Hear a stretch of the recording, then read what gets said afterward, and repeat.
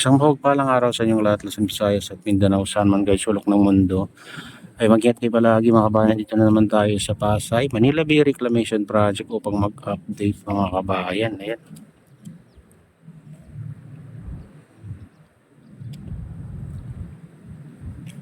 Parang ano na naman mga kabayan, nagbabadya na naman umulan dito sa bandang Cavite mga kabayan. Ang kapal na ng ulap. Sana hindi tayo mabutan dito. Pinalawak nila ito mga kabayan, itong dito sa tabi ng seawall ng SM Mall of Asia mga kabayan. Ayan, lawak na. Hindi na katulad dati na lang masikip. Ngayon pinalawak mga kabayan. Ayan. Sa kadumbanda sa gitna mga kabayan, ang taas na rin dun. Kita nyo, layo na kasi mga kabayan. Layo na dyan, taas na dyan banda. Siguro ayan ang tinabunan nila yung nakaraan na araw o tinambakan, kaya gano'n na nakataas. Doon sa lampas ng tulay. Ayan mga kabayan.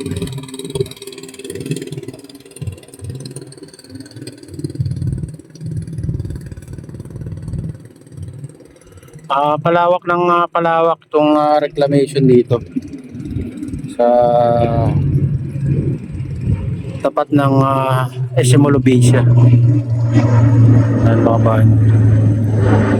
Ito yung tapat mismo ng SM Mall of Asia. Taas na rin mga kabayan sa gitna.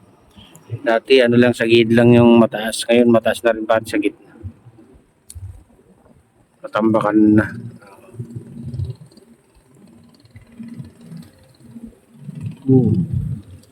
Siguro pag matayuan na ng building mga kabayan, ganda rin pagmasdan kasi nasa gitna ng dagat mga kabayan.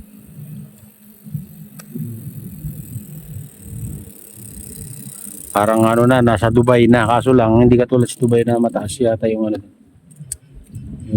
building doon sa gitna ng dagat. Dito kasi hindi daw pwedeng taasan yung mga itatayong building diyan mga kabayan. Parang ganyan din sa MUA mga kabayan. Katataas. Yan ang sabi nila.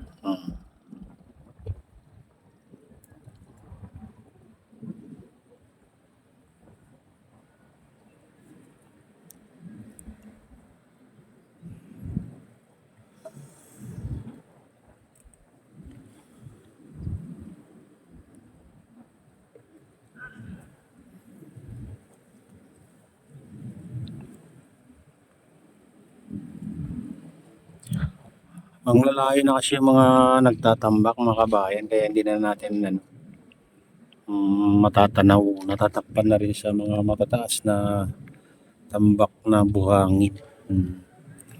Nandun yung mga barko sa gitna mga kabayan, kaso lang layo.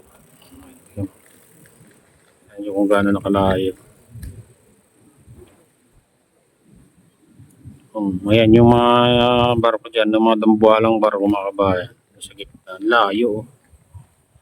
Pag magtambak na, wala na din natin matatanaw.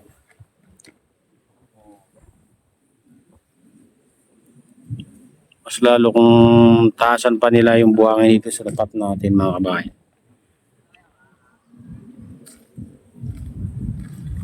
Ganun kalayo yung barko na yun.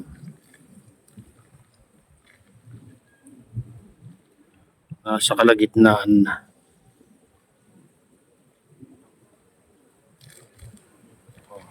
Yan, kalayo mga kabayan. So, hindi na basta-basta matatanaw pag mayroon ng magtatambak. Dito naman sa mga kabayan, pinakamalaking island ito. Ayan, 360 hectares. Parang naka-standby yung mga kabayan dahil maaga pa siguro. Yan ang oras. 8:17 na ng umaga mga kabayan ng oras. Kaya siguro wala pang gumagawa. Ayun, doon banda yung entrance mga bayan. Parang sementado na doon banda oh. Oh. Sementado na doon mga kabayan. Ewan ko lang dyan sa gitna kung ayan na may semento. Diyan sa dinadaanan ng mga sakyan. Pero doon sa bungad mga kabayan may semento na oh.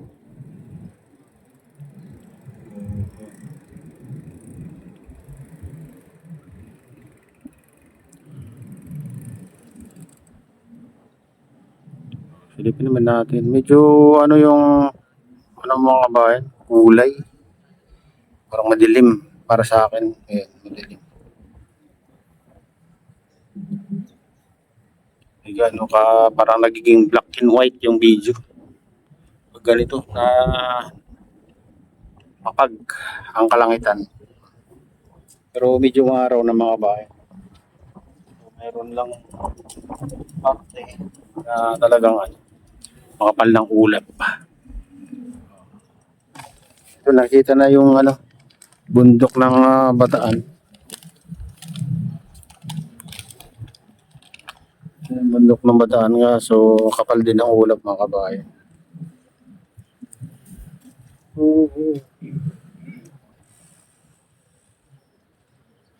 Oh, silipin naman natin dito sa ano, MOA mga kabayan. Ayan, dito. MOA.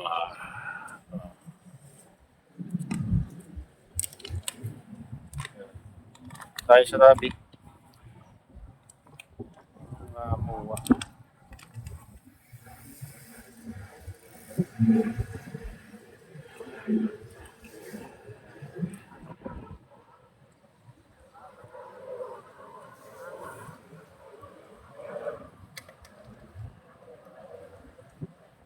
Ayan mga kabayan, ito na yung latest update dito sa Pasay, Manila Bay Reclamation Project at shoutout nga pala sa lahat ng OFW, mga immigrants sa buong bansa, shoutout sa inyong lahat, shoutout din sa lahat ng vloggers, shoutout din sa lahat ng sumusuporta sa aking YouTube channel, ayan, shoutout din sa lahat ng viewers, mga nag-like, sa subscribers, sa viewers, ayan, shoutout sa inyong lahat. Sa lahat ng walang sawang sumusuporta sa aking YouTube channel, mga nag-comment, nagla-like, ayan, shoutout sa inyong lahat mga idol, ayan. At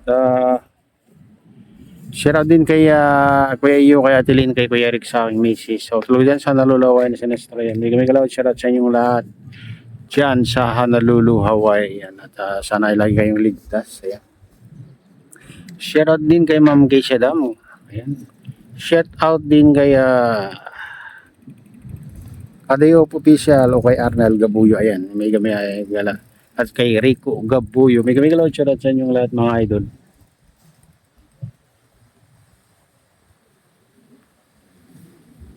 Sa lahat ng OFW, mga immigrant sa ibang bansa, may kalawad shoutout sa inyong lahat. Ayan.